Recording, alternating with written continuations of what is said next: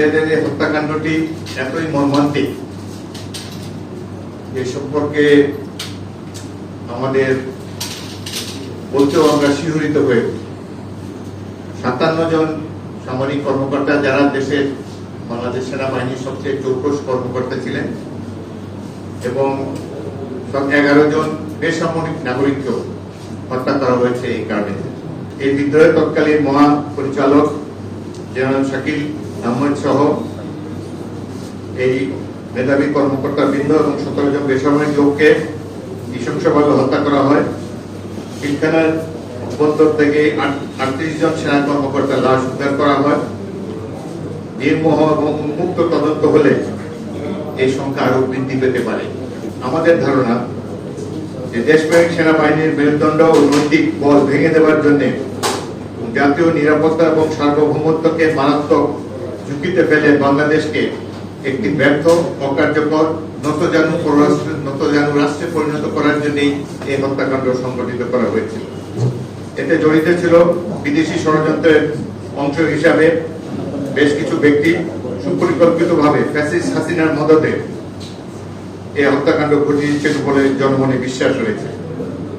এই হত্যাকাণ্ডে তৎকালীন সরকার শেখ হাসিনা ছাড়াও সেনাপ্রধান মইনুল আহমদ, শেখ ফজলে তাপস, নূর আলম চৌধুরী লিটন, শেখ সেলিম, শেখ হেলাল, জাহাঙ্গীর কবির নানক, মির্জা আজম, হাসানুল্লাহ কিনু, সাহারা খাতুন সহ আরো অনেক আওয়ামী লীগের নেতৃবৃন্দ এবং তৎকালীন প্রধানমন্ত্রী শেখ হাসিনার ঘনিষ্ঠ আত্মীয়বর্গ জড়িত ছিলেন বলে জনমনে ধারণা রয়েছে।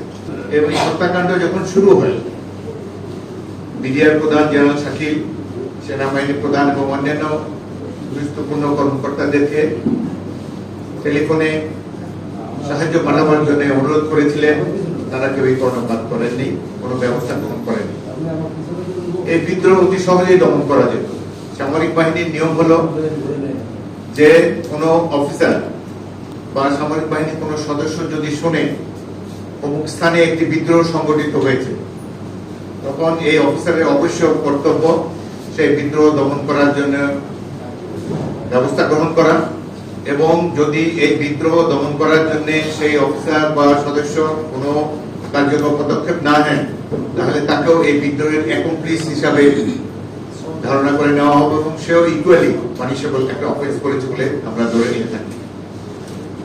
সবচেয়ে বিস্ময়ের সাথে আমরা লক্ষ্য করলাম যে সেনাবাহিনীর হত্যাকাণ্ড ঘটার পর সেনাবাহিনীর সদস্য সাজোয়া জাহান সহ অতি অল্প সময়ের মধ্যেই বিডিআর এর ওয়ালের বাইরে অবস্থান নেওয়ার পর যখন তারা বিদ্রোহ দমন করার জন্য মিলিটারি অ্যাকশনে যাবে, এ সময় সেনাবাহিনী প্রধান মইনুল আহমদ এবং ব্রিগেড কমান্ডার 46 ব্রিগেড তারা কোন ধরনের অপারেশন চালাতে এই বাহিনীকে নিষেধ করেন।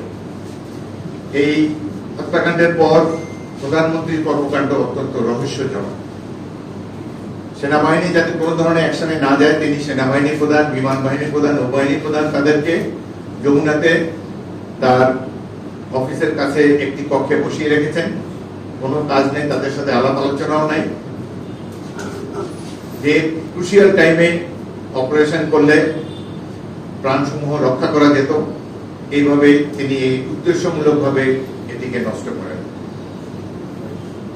এই হত্যাকাণ্ড যারা ঘটিয়েছে তারা প্রথম দিকে কিছুটা আতঙ্কিত ছিল সেনা অভিযানের ভয়ে, কিন্তু প্রধানমন্ত্রী শেখ হাসিনা যখন তাদেরকে যমুনাতে ডাকেন, ডেকে শেরাটন থেকে খাবার দিয়ে আপ্যায়ন করেন এবং সাথে সাথে অতি অল্প সময়ের মধ্যে একটা সাধারণ ক্ষমা ঘোষণা করেন, এবং পৃথিবীর ইতিহাসে যেটি নাই, ডিএজি তৌহিদ যিনি একজন জেসিও, তাকে একবারে মেজর জেনারেল পদোন্নতি দিয়ে তাকে বিডিআর বাহিনীর মহাপরিচালক হিসেবে নিয়োগ দেন। অবিশ্বাস্য কর্মকাণ্ড। একজন সুবেদারকে মুহূর্তের মধ্যে মেজর জেনারেল পদে পদোন্নতি দিয়ে একটা বাহিনী প্রদান করে দেওয়া হলো, এবং তাদের সাথে যে আচার আচরণ করা হয়েছে এতে বোঝাই যায় যে এই হত্যাকাণ্ডটি একটি সুপরিকল্পিত সরকারি দল শেখ হাসিনা এবং আওয়ামী লীগ নেতৃবৃন্দের যোগসাজশেই এটি সম্পন্ন হয়েছিল। 22শে ফেব্রুয়ারি তারিখে আওয়ামী লীগ নেতা ওয়ার্ড কাউন্সিলর তোরাবলীর বাসায় এই সেনা বিডিআর কর্মকর্তাদের বিডিআর সৈনিকদের সাথে আওয়ামী লীগের শীর্ষ পর্যায়ের নেতৃবৃন্দের একটি বৈঠক হয়। সেই বৈঠকেই আমরা জানতে পেরেছি পরবর্তীকালে এখানে এই বিদ্রোহটি কিভাবে সংগঠিত হবে, কিভাবে হত্যাকাণ্ড চালানো হবে, কিভাবে লাশ গুম করা হবে, সকল পরিকল্পনা এই মিটিং এ আওয়ামী লীগের এই সভায় স্থির করা হয়। বাংলাদেশ সেনাবাহিনীর মনোবল ধ্বংস করে দেওয়ার জন্য এই ধরনের নারকীয় হত্যাযজ্ঞ সংগঠিত হয়েছিল, একথা বলাই বাহুল্য।